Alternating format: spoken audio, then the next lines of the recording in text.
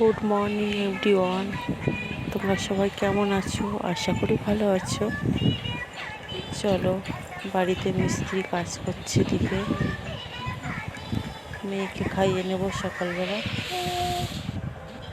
দেখো আমার মেয়ে দুষ্টুমি করছে, ওর দুষ্টুমি শেষ নেই।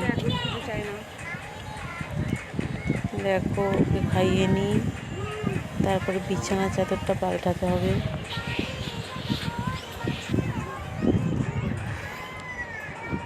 বিছানা চাদরটা পাল্টে নিই, তারপর ছাদে গিয়ে জামা কাপড় মেলতে হবে। জামা কাপড় সব ভিজে। বিছানা চাদরটা পেতে নিয়েছি,